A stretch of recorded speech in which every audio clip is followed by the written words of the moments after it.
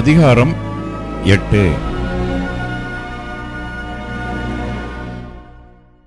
அன்றைய தினம் அகாஸ்வேரு ராஜா யூதரின் சத்துருவாயிருந்த ஆமானின் வீட்டை ராஜாத்தியாகிய எஸ்தருக்கு கொடுத்தான்.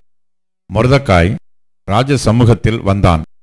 அவன் தனக்கு இன்ன உறவு என்று எஸ்தர் அறிவித்திருந்தாள். ராஜா ஆமானின் கையிலிருந்து வாங்கி போட்ட தம்முடைய மோதிரத்தை எடுத்து அதை மொர்தெகாய்க்கு கொடுத்தான். எஸ்தர் மொர்தெகாயை ஆமானின் அரமனைக்கு அதிகாரியாக வைத்தாள். பின்னும் எஸ்தர் ராஜ சமூகத்தில் பேசி அவன் பாதங்களில் விழுந்து அழுது ஆகாகியனான ஆமானின் தீவினையையும் அவன் யூதருக்கு விரோதம் செய்ய யோசித்த யோசனையையும் பரிகரிக்க அவனிடத்தில் விண்ணப்பம் பண்ணினாள். அப்பொழுது ராஜா பொற்செங்கோலை எஸ்தருக்கு நீட்டினான்.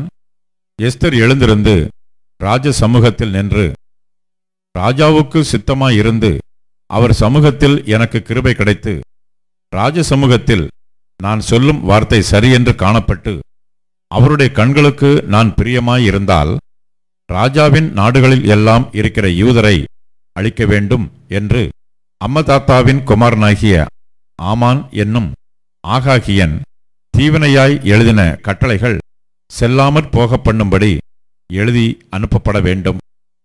என் ஜனத்தின் மேல் வரும் பொல்லாப்பை நான் எப்படி பார்க்கக்கூடும்?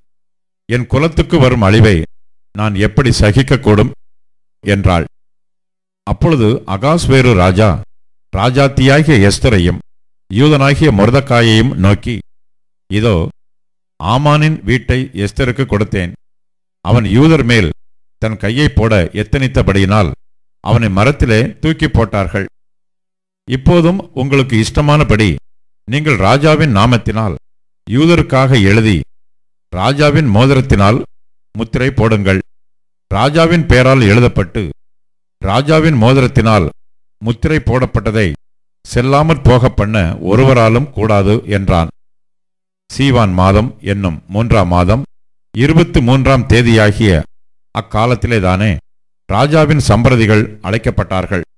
மொர்தெகாய் கற்பித்தபடியெல்லாம் யூதருக்கும் இந்து தேசம் முதல் எத்தியோப்பியா தேசம் மட்டுமுள்ள 127 நாடுகளின் தேசாதிபதிகளுக்கும் அதிபதிகளுக்கும் அதிகாரிகளுக்கும் அந்தந்த நாட்டில் வழங்கும் அட்சரத்திலும் அந்தந்த ஜாதியார் பேசும் பாஷையிலும் யூதருக்கும் அவர்கள் அட்சரத்திலும் அவர்கள் பாஷையிலும் எழுதப்பட்டது. அந்த கட்டளைகள் அகாஸ்வேரு ராஜாவின் பெயரால் எழுதப்பட்டு ராஜாவின் மோதிரத்தினால் முத்திரை போடப்பட்ட பின் குதிரைகள் மேலும் வேகமான ஒட்டகங்கள் மேலும் கோவேறு கழுதைகள் மேலும் ஏறிப்போகிற அஞ்சற்காரர் கையில் அனுப்பப்பட்டது. அவைகளில் அகாஸ்வேரு ராஜாவுடைய எல்லா நாடுகளிலும் ஆதார் மாதம் என்கிற 12ஆம் மாதம் 13ஆம் தேதியாகிய அந்த ஒரே நாளிலே அந்தந்த பட்டணத்தில் இருக்கிற யூதர் ஒன்றாய்ச் சேர்ந்து தங்கள் பிராணனை காப்பாற்றவும் தங்களை விரோதிக்கும் சத்துருக்களாகிய ஜனத்தாரும் தேசத்தாருமான எல்லாரையும் அவர்கள் குழந்தைகளையும் ஸ்திரீகளையும் அழித்து கொன்று நிர்மூலமாக்கவும் அவர்கள் உடைமைகளை கொள்ளையிடவும் ராஜா யூதருக்கு கட்டளையிட்டார் என்று எழுதியிருந்தது. யூதர் தங்கள் பகைஞருக்கு சரிக்கு சரி கட்டும்படி நியமித்த அன்றைய தினத்தில் ஆயத்தமாய் இருக்க வேண்டும் என்று அந்தந்த நாட்டிலுள்ள சகல ஜனங்களுக்கும் கூறப்படுகிறதற்காக கொடுக்கப்பட்ட கட்டளையின் நகல் இதுவே. இது ஒவ்வொரு நாட்டிலும் பிரசித்தம் பண்ணப்பட்டது.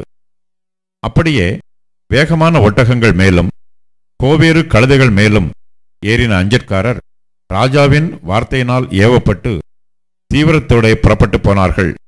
அந்த கட்டளை சூசான் அரமனையில் கொடுக்கப்பட்டது.